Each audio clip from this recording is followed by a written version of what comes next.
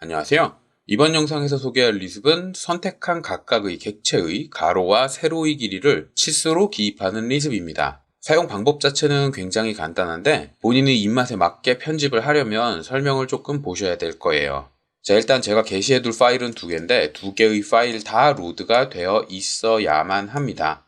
이렇게 두 개의 파일을 전부 다 로드를 한 다음에 본인이 설정한 명령어를 입력을 해서 사용을 하시면 돼요. 초기 설정은 bd라고 해놨는데 여기에서 명령어를 수정하고 싶으신 분들은 c 땡땡과 괄호 사이에 있는 요 알파벳을 본인이 원하는 대로 수정을 하시면 됩니다. 저는 초기 설정으로 bd라고 입력을 해놨고요. 커맨드를 입력을 하면 객체를 선택하게 되는데 이때 선택하는 객체는 어떤 분들은 폴리선만 선택하길 원할 거고 어떤 분들은 선만 선택하길 원할 거고 이렇게 선택할 객체의 유형을 각자 본인이 결정할 수 있도록 요만큼의 설명을 집어넣어 놨어요. 요걸 보고 본인이 원하는 대로 설정을 하시면 됩니다. 지금 현재 상태는 인서트, 그러니까 외부 참조와 블록, 그리고 해치, 폴리선, 원, 선 요렇게 객체들이 선택되도록 만들어 놨기 때문에 여러 개의 객체를 선택을 할 때 타원과 호가 선택되지 않는 겁니다. 자, 일단 이어서 계속 실행을 해보자면 객체를 다 선택했다. 그 다음에 엔터나 스페이스바를 누르면 각각의 객체를 감싸는 가장 작은 사각형의 가로와 세로 길이를 치수로 작성을 해줄 거예요. 요 폴리선을 감싸는 가장 작은 사각형은 요거니까 요거에 맞게 가로와 세로의 길이를 기입을 해줍니다. 그리고 이 기능은 좌표계에 평행하도록 요 사각형을 그려요. 그래서 UCS를 틀어놓고 사용을 하면 입력되는 치수가 바뀝니다. 요 좌표계에 평행하도록 작성이 되기 때문에 UCS가 꼭 WCS가 아니더라도 사용을 하실 수가 있어요. 그리고 여기에서 이제 여러 가지 설정이 나올 텐데 치수에는 워낙에 많은 설정들이 들어가기 때문에 그 모든 걸 각각의 옵션으로 만들면 너무 복잡해져 버려요. 그래서 이번 리습에서는 현재로 설정한 값을 그대로 사용을 하도록 만들어 뒀습니다. 다만 예외로 설정을 해둔 건 3개의 환경 변수예요. 그리고 그거에 대한 설정을 여기에서 제어를 하실 수가 있습니다. 요만큼의 내용인데 이 환경 변수로 넘어가기 전에 고정값으로 입력할 수 있는 내용을 한번 살펴볼게요. 자, 일단 화면을 캡처해서 그림판으로 넘어온 뒤에 화면을 좀 확대해서 살펴보면 지금 제가 치수를 작성을 했는데 치수가 객체에서 조금 떨어져 있죠?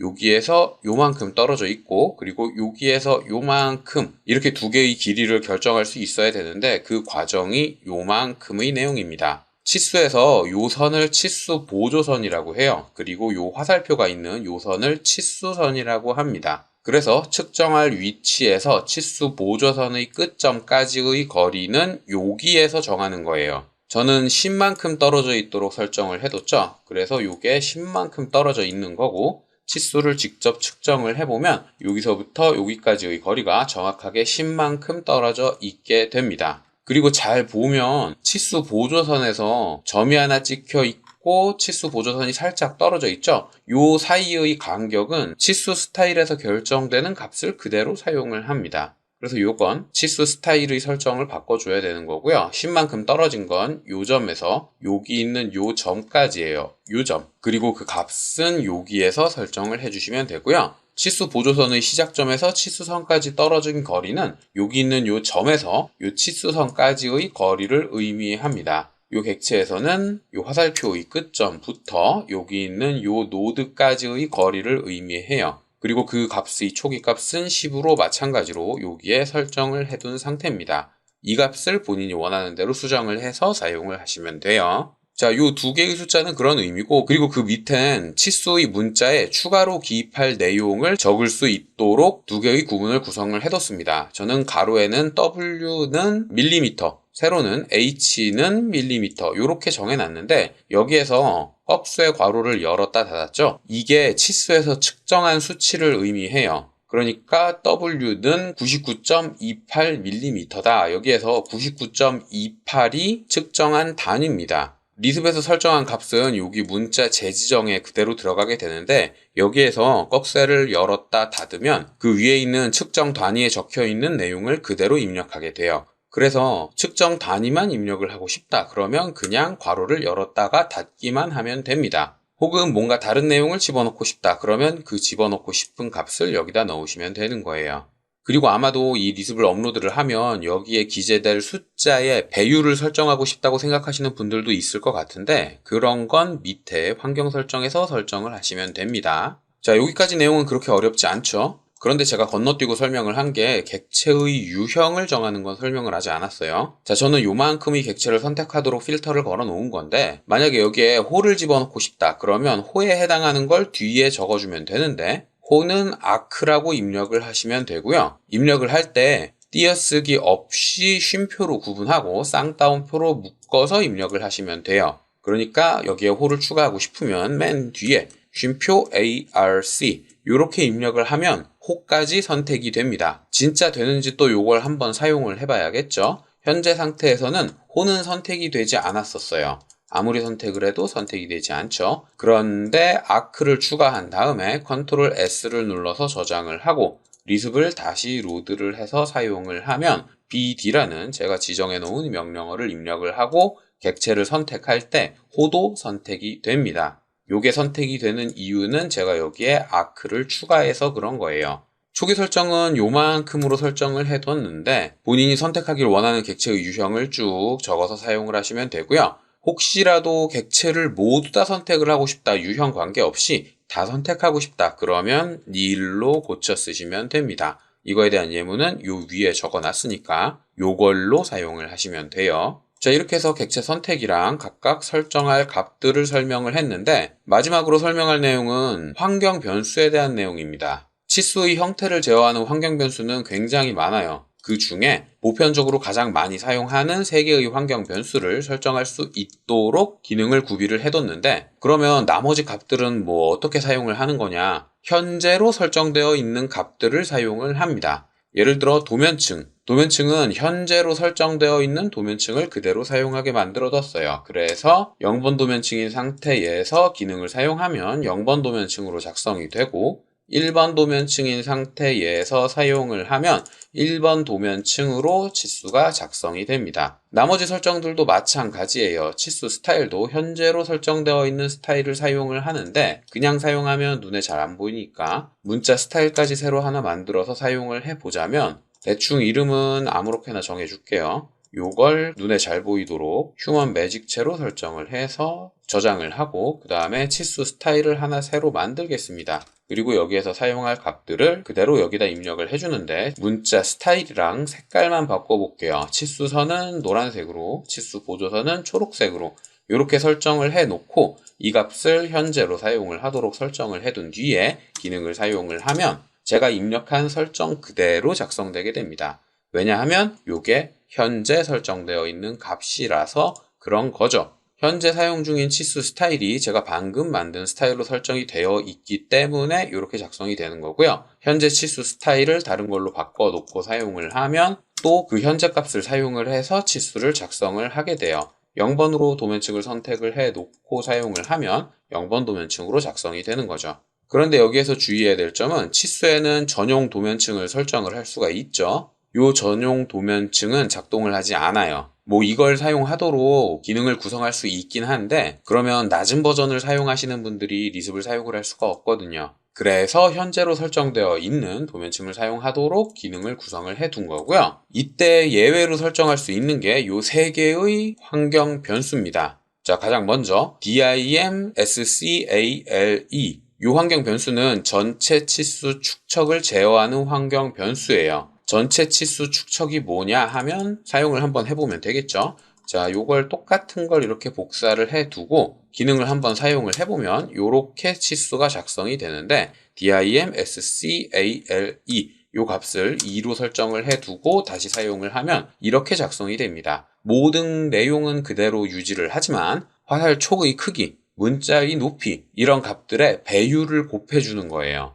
요게 1인 상태였고 요게 2라서 2배로 문자의 높이가 키워져서 보여지는 상태인 겁니다. 그리고 dimscale 요 값을 0.5로 설정을 해두고 사용을 하면 반으로 줄어들게 되는 거죠. 문자의 내용은 그대로 유지를 하지만 문자의 높이와 화살촉의 크기만 반으로 줄어들게 되는 거고요. 이 값은 특성 팔레트를 살펴보면 맞춤이라는 항목에 전체 치수 축척 여기에서 제어를 하실 수가 있어요. 객체별로 제어를 해도 되고 환경 변수를 설정한 뒤에 객체를 작성해도 입력한 값이 설정이 되는 건데, 이런 환경 변수를 여기에 빼놓은 이유는 고정된 값을 사용하고 싶을 분들이 있을 것 같아서 빼둔 겁니다. 요걸 nil로 설정을 다 해놨죠. 초기 값은 전부 다 nil로 해놨는데, 이렇게 nil로 해두면 현재로 설정되어 있는 값을 그대로 사용을 하게 돼요. 그렇기 때문에 제가 dim 스케일을 수정을 해 놓고 기능을 사용을 하면 그 수정된 값이 계속 반영이 되고 있는 겁니다. 그런데 만약 이 값을 고정해서 사용을 하고 싶다, 5로 고정을 해놓고 싶다,